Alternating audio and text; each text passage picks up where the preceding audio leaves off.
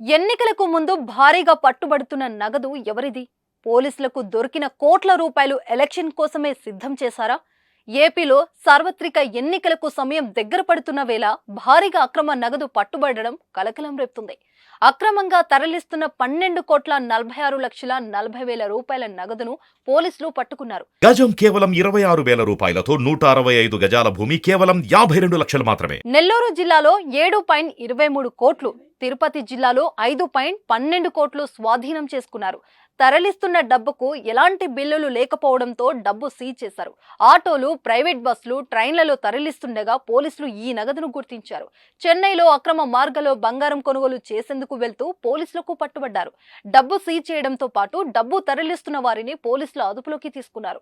మొత్తం 3 ప్రాంతాల్లో ఈ నగదును సీజ్ చేసిన పోలీసులు 15 మందిని అదుపులోకి తీసుకుని విచారిస్తున్నారు. చిల్లకూరు జాతీయ రహదారితో పాటు గూడూరు పట్టణం, గూడూరు రూరల్ ప్రాంతాల్లో ఈ తనిఖీలు చేశారు. నెల్లూరు నవాబ్పేట పోలీస్ స్టేషన్ పరిధిలో 5,83,00,000 నగదు దొరకగా, వెంకటాచలం టోల్ ప్లాజా వద్ద 1,50,40,000 రూపాయలు పట్టుబడింది. గూడూరులో 5,13,00,000 రూపాయలను పోలీసులు స్వాధీనం చేసుకున్నారు. సీజ్ చేసిన నగదును పోలీసులు ఆదాయ పన్ను శాఖ అధికారులకు అప్పగించారు. మరికొద్ది రోజుల్లోనే ఏపీ ఎన్నికలు జరగబోతున్నాయి. ఎన్నికలకు ప్రధాన పార్టీలు సిద్ధమవుతున్నాయి. ఈ క్రమంలో నోట్ల కట్టలు బయటపడడం ఆసక్తి రేపుతుంది. అక్రమ మార్గాన బంగారం కొనేందుకు ఈ నగదును తీసుకెళ్తున్నారా లేదా చేతులు మారుతుందా అన్న విషయం ఇప్పుడు ఉత్కంఠ రేపుతుంది. మరోవైపు ఎన్నికలు సమీపిస్తుండటంతో పోలీసులు తనిఖీలను ముమ్మరం చేశారు.